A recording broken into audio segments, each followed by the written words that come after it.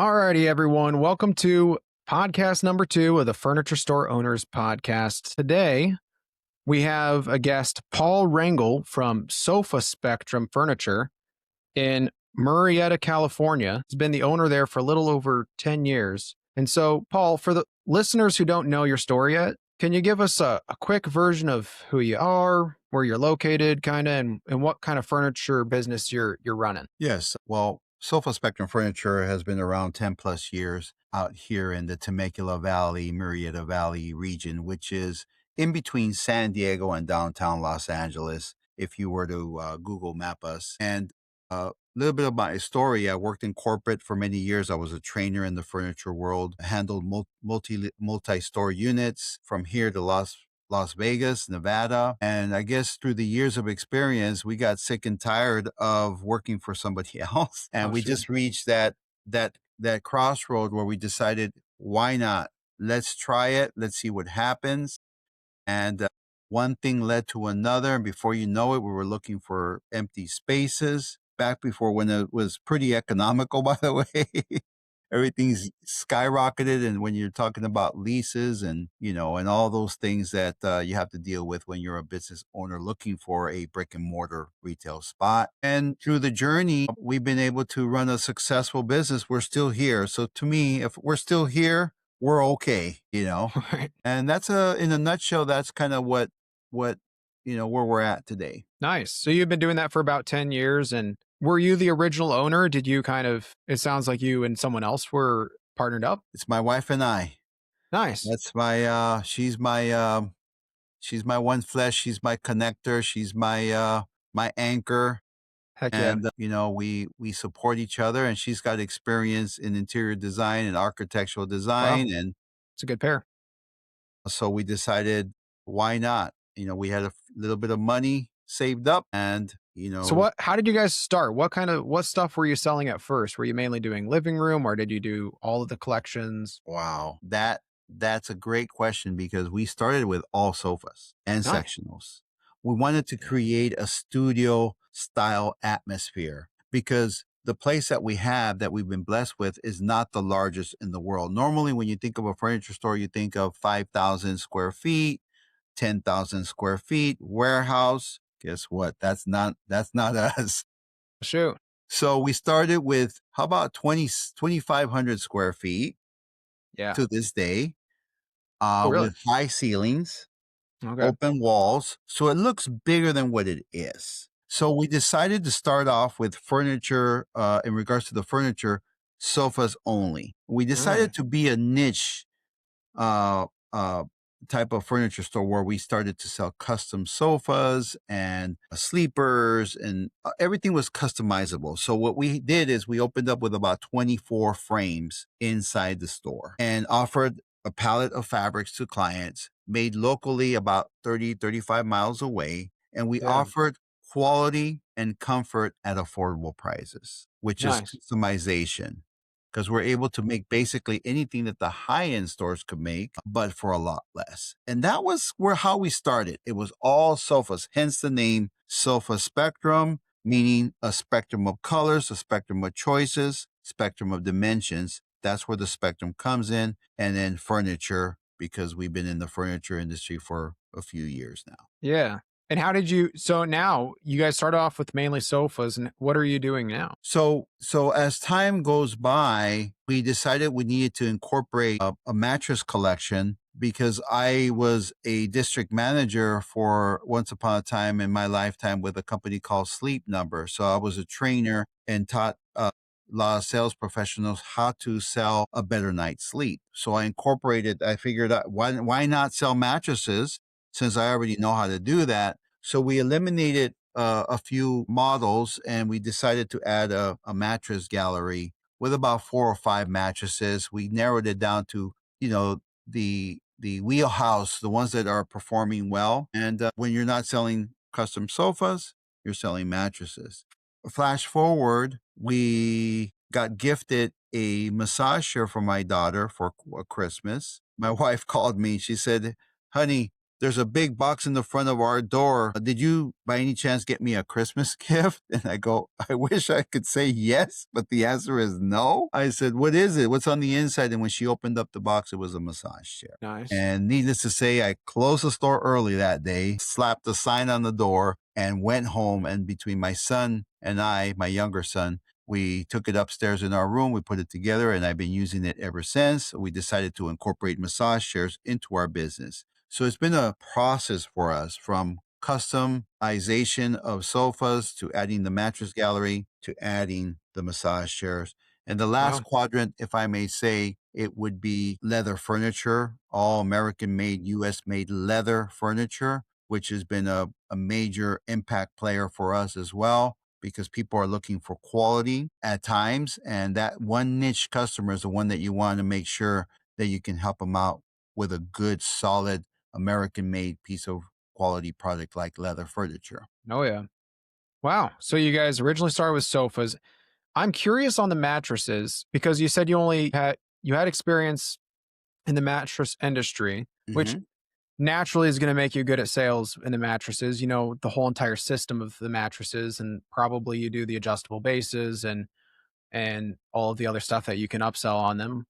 How was the transition? Because that's a whole new thing to market. That's a whole new thing to merchandise and display. Did you have any challenges there? No, we kept it simple. We kept it simple. We have 4 to 8 at one time, even 10. It was a whole wall full of. But you adjust and you pivot and you keep what's working and what's not working. You get rid of it. The adjustable base process is a natural. Back in the day, people weren't even talking about adjustable bases. They were just talking about mattresses, and all of a sudden, it just took off. Oh, maybe about 15 years ago, it started to take off, and that's an easy upsell, like you just mentioned, because when you got the client lying down, you wow them by raising up the head, raising up the feet, and people go, you know what? I really like this. Let's go ahead and add that on. And then, of course, the partnerships that we've had through the years are amazing. The major large players like Ashley Furniture, Furniture of America, Also Fine Furniture, National Furniture Direct. Those partnerships are really the glue of sustaining our business because I could put a nice solid wood International Furniture Direct wood frame. Now I'm showing that I sell the mattress that I'm carrying with the base and it's all together there. I don't need a lot of space to Yeah. to do that.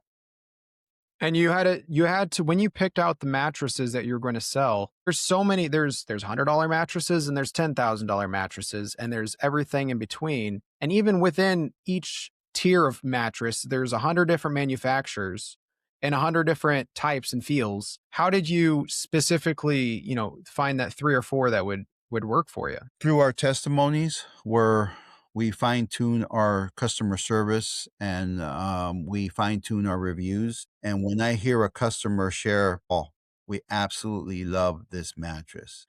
And that's not the first client telling me that. There's another customer calling me saying, I want to get two for my house in Havasu, Lake Havasu.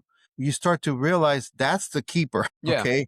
Forget Yeah. the other ones, but that's the keeper. So that then you start to through the whole projection of testimonies and reviews, you start to realize which ones work and which ones don't work. Because you're right, there's tons of mattresses ranging from a couple of hundred to $10,000, $12,000 if that's where you want to go. But we just keep it simple. We kept it simple. We know what our wheelhouse is. We know who our client is. We are basically in a semi-industrial residential area. So the clientele is not the one that would be on Park Avenue or downtown XYZ city. Okay. You have to know who your clientele is, what their range is. You have to really fine tune those things to really figure out what mattress collections you're going to have in your store. Right. And then you paired in the massage chairs as well, which obviously it speaks to who your clientele probably is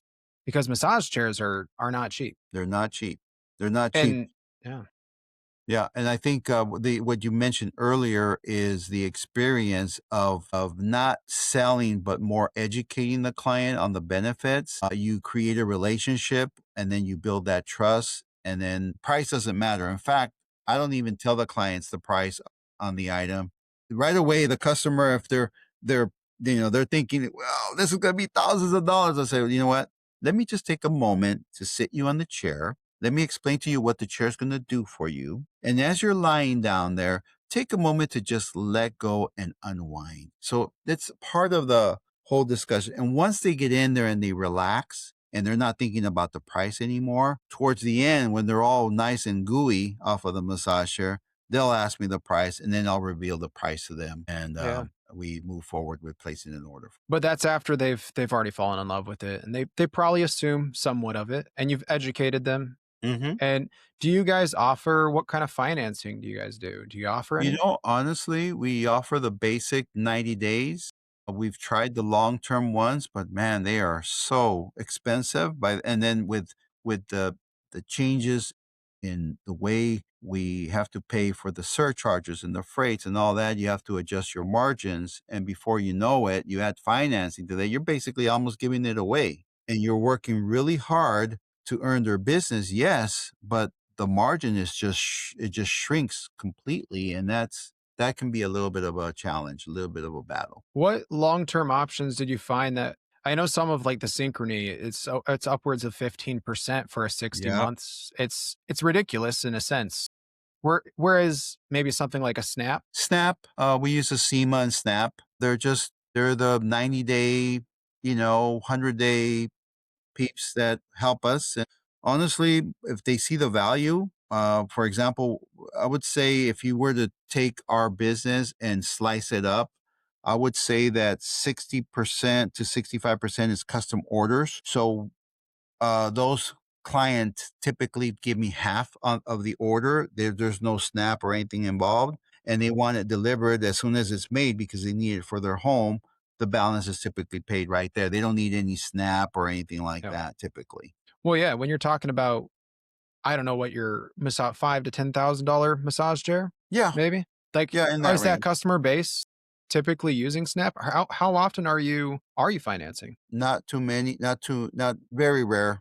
Yeah. I actually, you said 10,000. I already know my clientele. Our chairs are 5,000 range Yep. or less, and that's it. I Okay. already know my clientele. Nice, nice. So it sounds like a lot of you already know the people you're gonna be selling to anyways. What I'm curious, how often do you sell a massage chair after you sold someone a power base or vice versa? Is there a crossover there? There's a strategy to our store. We're not the largest store, so your people don't get lost in our store. Yeah. So we have mattresses featured on the wall, and the massage chair lineup is right next to it, which is next to our counter. Mm. When we're Yeah. writing up an order, Yeah. they'll be right here, and they'll go like, "Look, honey, look at the massage chair," and I'll say, let me just get while I'm preparing the paperwork, let me have you sit here for 5 minutes, and before you know it, that seat is planted right there, right by the cash wrap, right by where I'm writing the orders. Boom. That's a Boom. great strategy right there. Yeah, So it's a smaller store. A lot of people aren't wondering, 10,000 square feet away. And when you're at the counter, they can try out the massage chair. correct. Has that led to, I'm sure that's led to a lot of conversation. A lot of conversation. Oh, Uncle Danny needs one. Auntie Mary would like one. Grandma Betty would need one. And you start the conversations and they won't forget. Because once you get somebody in the massage chair, it's not like a sofa. Yeah. You remember it. You won't Yep. forget it. Especially if you ask the right questions before putting them in the massage chair, because that's an important part of it. Some people are very sensitive in their bodies. Some people are extremely ticklish on their feet. You have to know what to do. You're not going to put a 70-year-old couple in the massage chair when you know that it's a workhorse. You're going to put them in the more gentler massage chair. So you have to really kind of figure those things out as you go. Interesting. And so over the years, you started off as a sofa spectrum furniture that sold sofas, and now you've really changed into something it's few things. And what percentage of your, in terms of your merchandising, what percentage of your sales goes to sofas now versus you have these two other categories? We're still predominantly majority sofas, maybe about 65% sofas. Wow. And I would say 20 in massage chairs. And then the balance, uh, mattresses is another maybe 15% to 20%. I mean, It's sometimes it's more massage chairs than it is mattresses. Sometimes but it's the fact to have them here in the store. Right.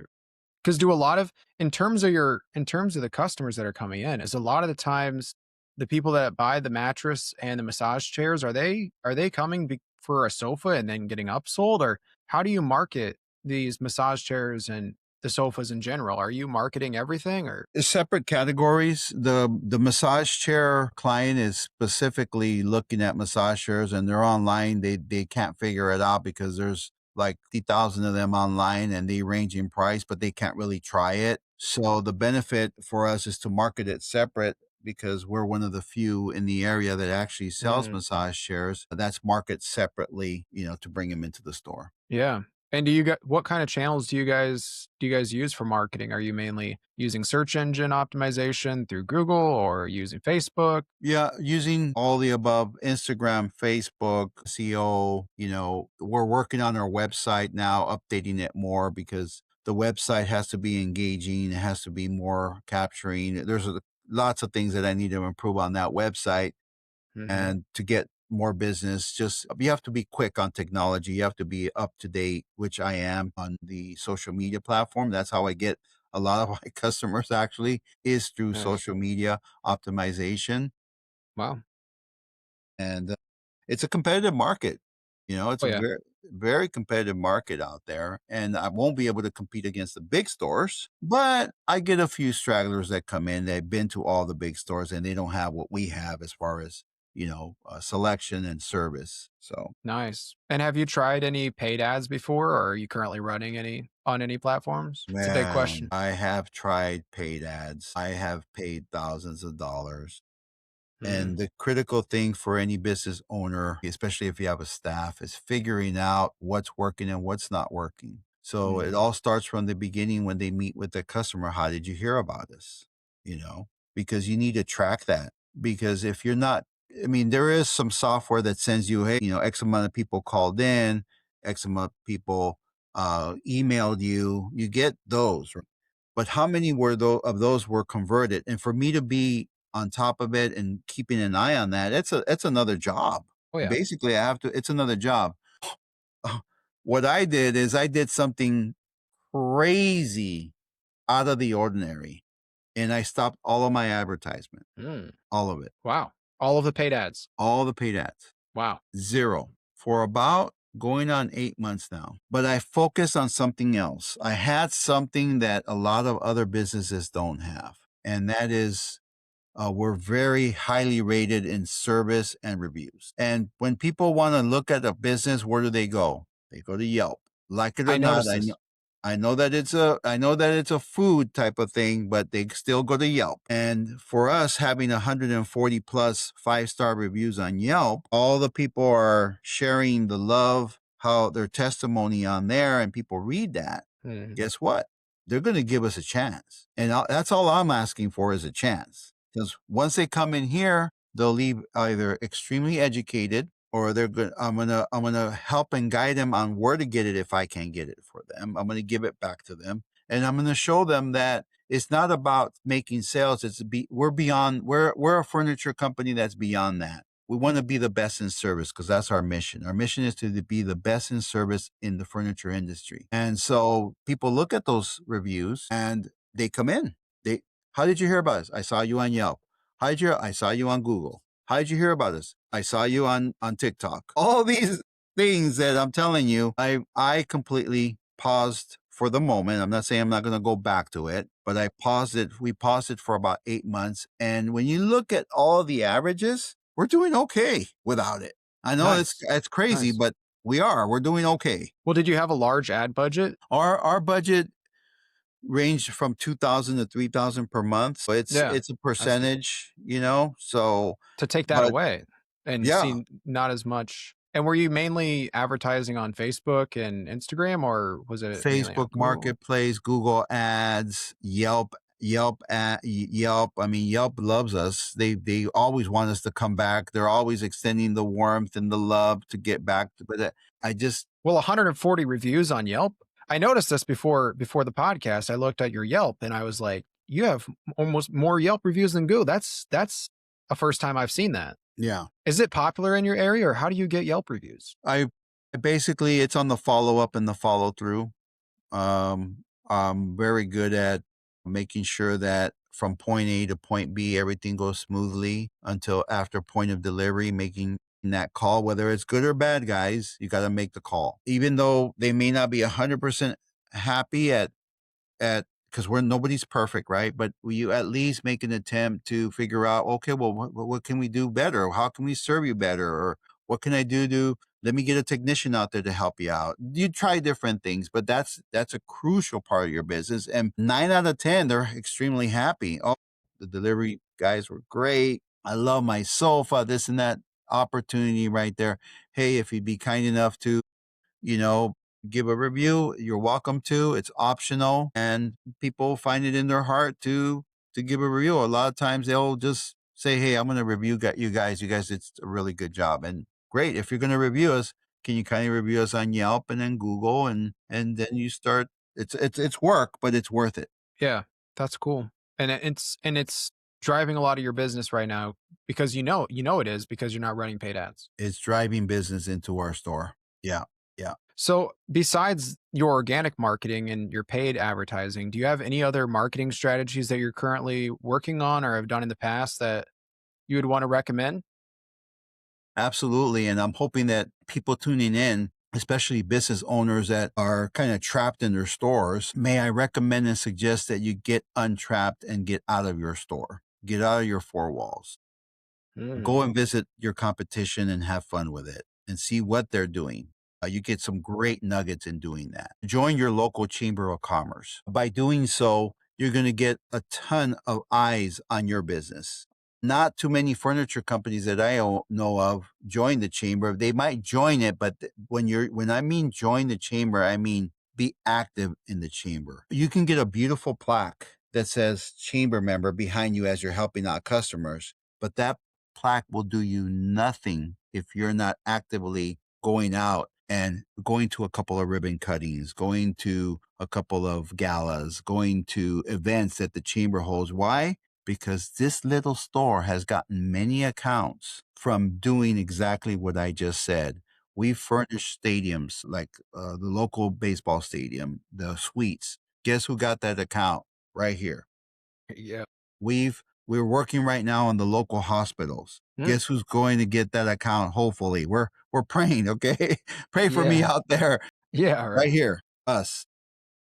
And that's kind of you gotta massage. You gotta tweak it. You gotta nurture it. You gotta get out of your comfort zone and get out and go and meet other people. I'm known as the furniture guy out here. I'm known as the furniture teacher. Mm. Why? Because I go out. I'm going to tell you one more thing. It's not about me, it's about others. So I've been able to not only be a furniture guy getting out of the four walls, but I've also been able to help hundreds of other businesses by putting them on my Instagram and Facebook platform. And Mm. that's going really well. It's like, oh man, that furniture guy's giving me some love. Good. I'm going to give him some love. Maybe Mm. his staff wants some free sandwiches. I don't know. We're constantly moving. We're engaging, we're connecting, we're collaborating. It's not just staying here in your store, it's getting out and making an impact in the community. And by you taking the eyes off for yourself and putting them on others, the return is priceless, priceless. So that's what I would recommend. I'm going to tell you one last thing here Yeah. that will Please. help those that are listening. Not only do you have to be good at customer service, follow up and follow through, making sure your staff believes in the mission and the passion that you have, and teaching them that service is the optimal thing. It's the thing that doesn't cost you anything, reviews, all those things. We decided to market ourselves by inviting people into the store. Mm. So the way Interesting. that works is when I'm out in the community or I'm out at the chamber events, my goal is to not only get to meet people, but also invite them to come into the store. And that's powerful because when you're out there and you're inviting people to come into your store, now it's not just a name, Sofa Spectrum Furniture. Now they're in the store and they see what we do here, what we're all about. Guess what happens during the holidays when people are gathered around the Thanksgiving table and Christmas table? People talk, okay?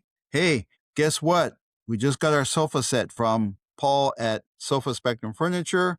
They did a great job, blah, blah, blah. And then that leads to more referrals, more clientele. But Mm. by inviting them into the store, how much is that going to cost me? It's Zero right free there. advertisement, you guys. Free advertisement. I took it another level. I'm very active on Instagram and Facebook. And so what I decided to create is the 1 minute lunch. So I invite all kinds of businesses, whether they have a local repair shop, to a restaurant, to a nonprofit, to military. Guess who invites them into Sofa Spectrum? I do. And Mm. what I do is I do a 1 minute video with them, and it's very short, very concise, and I call it the one. It's called the 1 minute 1 minute lunch. And so the 1 minute lunch, the lunch minute. I'm all confused right now. All good. The lunch So minute. yeah, yeah. Yeah. Yeah. And so the lunch minute has really taken off. And what I do is I basically just tell whoever comes in, listen, all I want to do is share what's in your heart. Maybe it's a challenge. Maybe it's an upcoming event that you have. Maybe you're a family business and you want to share it to the community. Whatever that is, just be yourself, be natural. You're welcome to use hand gestures if you want. It's optional, but those are more engaging. Typically, I teach people how to be, and some people are afraid to even get on the camera. And I just make them relax, make them feel easy. And I have people sweating on my sofas. They're drenched because they're afraid to get online. But I make them comfortable, and I say, listen, I just want to do this because I want your business to thrive in the community. Let's go ahead and do it. And many people take me up on that. I have people lined up. And how long is it going to take me to do 3 or 4 cuts on that? 3 or 4 minutes max, maybe 15 minutes if we're doing cut, cut, cut, cut, cut. And that's taken off really well. So the last thing again is take people out in the community and invite them into your showroom. Believe Interesting. me, you will benefit tenfold, hundredfold if you do it right. So you're finding, and especially business owners, and you're going on maybe Instagram or Facebook, finding them, inviting them for a lunch minute. Do you share that clip onto your page and they share it onto their page? Maybe Correct. they share you. Yes. So you Yes. trade. We trade, we collaborate. Wow. That's called collaboration. It's the power of collaboration. So anyone that's going to their page sees you, and anyone that goes to your page sees them. Yes, yes, yes, yes. We collaborate, and that's extremely powerful. Businesses nowadays, they have to figure out what works, what doesn't work, and collaboration is a big part of. I've mentored many people here in the store where they're like trying to figure it out. It might be somebody that does custom wine barrels, and there's somebody else that might have an empty warehouse where they're paying X amount of high rent. And I say, well, why don't you call so and so and see if you guys can merge your businesses together, split the rents, and you're both going to benefit. That's collaboration. And it works. And it's helping people out. How many times you get a notice if you're a brick and mortar owner about your lease going up? Now you have to figure out, are we going to stay? Are we going to go? Are we going to sign the lease for another 5 years, 3 years, 10 years? Everything's going up, up, up. It's funny how things go up, up, up. They never really come down, down, down in the furniture industry. It's like the lumber went up in price, the Yeah. steel went up in price, everything went up. But as it starts to settle and start to go down, they don't lower the prices. They still stay the same, everybody. What's going on here? It's just not right. Yep. It's crazy. I mean, there's so many manufacturers too, and they're all holding the price. So it's just it's a logistics thing. Things are expensive. Yes, It's they hard to are. get around that. So Yes, wow, they that's some great advice right there. The lunch minute or the minute lunch, the 1 minute lunch. I mean, to collaborate like that, to collaborate with your community, it's big, especially for a lot of smaller to medium sized furniture stores. That could be really big if you focused on it. It probably takes a while to build it up, but once you kind of get there and get used to it, that could be something. I mean, how much success have you seen from doing that? lots of people, hey, there's the guy that does the lunch minutes, or they see me because I'm out in the community quite a bit. And so I would say the success has been great because number one, they're already in my store and they might need a piece of furniture. I don't know. I'm just inviting them to do a 1 minute video and they see my furniture and then now they're looking at a massage chair or and And again, it's planting those seeds. Those seeds take a while, and some of them might take 3 months, some of them 6 months, some of them come back a year after. But those seeds have been planted. And what are you saying to people when you reach out? Are you a lot of the times are you getting them from Instagram and Facebook? What do you message them? No, it's through my outward engagement when I'm out in the chamber of Okay. commerce, or I'm at networking events. That's an important thing, is to make sure you're involved in your community. Mm, Do you know who the mayor of your city is? Why mm, not? Why don't you know the mayor of the city? You're a business owner. Why not know who's involved in your city as far as council members go? They'll be your biggest fans if you get out there and get to meet them, shake their hand. Do you know who your local nonprofits are if you have a passion for that? Do you know that there's in my city here alone, there's probably about 50 nonprofits. Do I get engaged with them? Do I give them pillows every once in a while? Do I sponsor some of their events where I might donate a twin mattress or a queen mattress mm. to help them out for their cause so that they can raise money? Are you extending yourself out of those four walls? Do you know who your military families are locally, if there's such a thing in your area? There's if you really think about it, there's a lot of opportunities out there. It's not just advertising, and naturally we all have to make a living, but sometimes when you extend yourself out of the norm, good things happen. And I think that's what's happened to our company and our store. I'm very blessed that we're still here, even regardless of what's going on in the world. We're still here. So how many that's great. The marketing side of things is that's a cool story that you have, especially with the merchandise you have. But as far as your team, how many people are you guys? It's just myself, my wife, and somebody else that comes in part time every once in a while. That's it. So do you have a delivery service or a delivery team? And he only does deliveries for furniture. That's it. Nothing Gotcha. else. Yeah, Is that nothing else. the part-time guy? No, he's he the way it worked, he was my delivery guy, and Mm, he was working for me, and then I gifted him at a low price the truck, and I said, "You start your own business, mm. go," and so now he does all of our deliveries, and he has his own business now. Wow. So he started his own business, delivers for you when you need the deliveries, and then he has his own stuff. And then you have another part-time guy, or that's who that is? Part-time people that come in every once in a while, Gotcha. like, I'm headed on a marketers cruise here coming up in January, and the store needs somebody to be here for about 10 days. So that person will be here 10 days. Nice. So they'll take care of all the sales and Yeah, it's sales. If not, I have I teach them how to get their name, their phone number, their interest, and when I get back, I'll take care of them. So nice. Do you use a software for that or you just kind of write it down and no, there's no software. Yeah, yeah, no. keep it old It's all school. it's all old school manual Yeah. manual labor. Nice. Nice. And so as far as your sales process, how many walk-ins do you typically get in a week or a day? In a day, typically maybe three to Yep. four people in a day, Nice. in a week. We're closed every Sunday. We don't open Nice. Sunday. That's family day. That's just the Yep. way we run our business. That's the way we operate. And if there's an appointment at the door, I'll put a little sign on my door and say, "Hey, by appointment only on Sunday." And if they're looking for a massager, we when we opened up this store, Sam, we decided to be as close to home as possible. So Mm, we're 7 minutes away nice. from the store.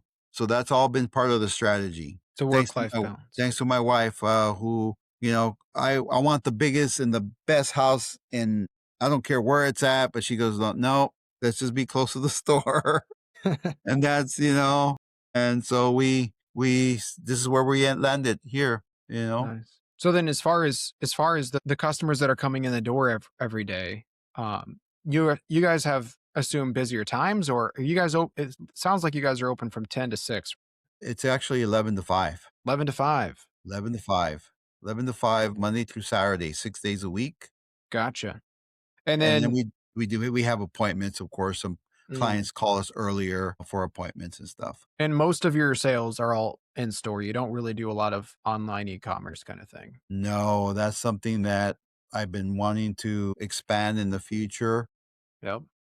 But then we talk about it. Do we really want that extra load on our plate, which is managing the logistics, making sure that the returns are handled correctly, paying somebody else to do that. And those are all things that as a business owner, if I was younger, my friend, I might be in that excited category, but you have to really balance yourself. Do I want to live a balanced life? Right now I close at 5. I'm at home by 5:30 for a nice home cooked meal. That's where it's at And right then, there. yeah, I mean, can I go to my son's sporting events? The answer is yes. Mm. I have the flexibility to do that all through his youngest son's basketball, all the little league games before and after. I was able to attend those. Those are things that we value here in our company. Interesting. So what's your end goal? How do you want to grow this more? Do you want to keep it at kind of the same Yeah, area? yeah, we're right now I think 2026 outlook is positive for us. Number one, we've circled past 10 years. We're known in the community now. We're well established. It's been I've only been involved in the chamber 4 years, and from then till now, we've been recognized with different we've been recognized in the entire valley in regards to one of the top businesses in regards to serving the community. Nice.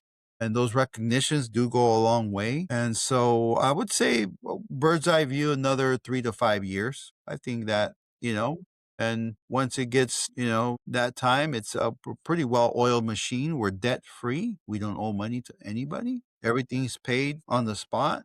So those are all things that, you So you're going to make an exit in 3 to 5 years, or do you think you'll pass it down to the family? Or if somebody would want to take it over, it sounds easy, oh yeah, but no. the kids and they all have their own lives, their own agendas, their own things. So if it's meant to be, if maybe somebody wants to purchase it, we'll sell it to a bidder out there. We don't know. It's okay. Whatever it is, I'm excited for 2026. I think we're going to be on an upswing. I think 2026 is going to be a good year for all of us in the furniture industry. I think we've kind of survive this, uncertainty. I think inventory levels on most companies are really, really good, other than right now. They're a little bit low because of the holidays. And the big companies are streamlining they're not carrying as much as they used to, you know. They're only carrying their best sellers or what's working. They're advertising the heck out of it to make sure that it becomes a bestseller for them because they've already put all their money into it. Yep. Seriously. So, and that's where you're at right now, and you don't think you would carry this any longer than another 8 or 9 years? I think 3 to 5 years is plenty. We've been there, done that. I think our goal now is to travel, to enjoy some of those fruits. We got 6 kids between my wife and I, and they're all older now, except for my youngest. He's 19 now, and once he flies over the cuckoo's nest, and leaves the home and or whatever, that'll give us a little more freedom because here come the grandkids. And once the grandkids come, and if the kids, like for example, we have a military. My daughter's Navy and my son-in-law's Navy, and they just bought a house in Texas. Guess where my wife and I are going? We're going to Texas, whether I want to or not. But that's where we're going. We're going to Texas. Heck yeah. You know? So that's gonna leave the store up to someone taking over it, or are you selling it to someone? Yeah. But Whatever works out. Whatever works out. I mean, nice. That's interesting. yeah. But right now, if you're every day, what you wake up excited about is going to Sofa Spectrum and in growing within the community and building a brand, building something bigger. Yeah, this is beyond a furniture store. We do a lot of things here Nice. in the store. And again, for those that are out there, if I can leave you with a nugget is do something in your store, whether it's an event, a paint and sip, toy drive, where you invite families that are unprivileged, invite them into your store, bring them into your store. I mean, Mm. that's simple as that. Whatever it is that you want to do for your company, your business, bring them into your place. And I guarantee you, you will benefit. And how much is that going to cost you? Really not much. Maybe some charcuterie boards and some, but even that can be sponsored. I mean, Yeah. like I have a great relationship with Chick-fil-A Temecula, Raising Mm, Cane's. We're best buds. nice. You know, the local which sandwich shop. I can make a call right now and say, guys, I need your help. I need X amount of sandwiches for my crew. Can you help out? And I can assure you, if you were here, Sam, next to me, we'd have Chick-fil-A right within the hour, probably. Nice. It's good to make connections like that, and it evidently can help build a business to have more eyes on it, especially within the community. Hmm. It really word of mouth is a huge thing for many businesses. It's hard to rely solely on just paid ads. Like you said, the paid ads you've turned off, it hasn't affected you as much. Yeah, you analyze and you look at the analytics. Mhm. And if it's just a little bit over or a little bit under, you got some exposure. You got dead leads as well, because with that, you get a lot of dead leads or Yep. people that want furniture for free. You know, I mean, you get all kinds, right? So you just have to be very watchful, very careful. And And social you say, media will be your best friend if you guys decide to get on that. yeah, social media is definitely it's a big tool. It's a lot of people find it hard to tackle and understand. What do you see? And you say you go to a lot of other furniture stores to kind of to see what they do. What's a mistake you see a lot of stores making? What's something you've noticed? I think a lot of stores have improved their game, to be honest with you. There's Okay. some companies that have done exactly what I've just said. Sleep Number is one great example. They are elite when it comes to a sales process. I don't know if you've ever been to a Sleep Number store, but they are Yeah. elite from beginning to end. If Mhm. you want to learn or teach your people how to do that and incorporate it into your company, that's a good place to start. So in the end, from the opening bell, the greeting, the smile, you look for those things, right? Sometimes we forget. We're so busy looking at our paperwork that when that customer comes in, you forget to even tell your face to smile, you know? Yep. And so being aware, being alert on that, I think you can tell when you go into a store, even if it's a name brand like a big Pottery Barn, or you can tell if they're engaged or they're not engaged. You can kind of tell where they're at.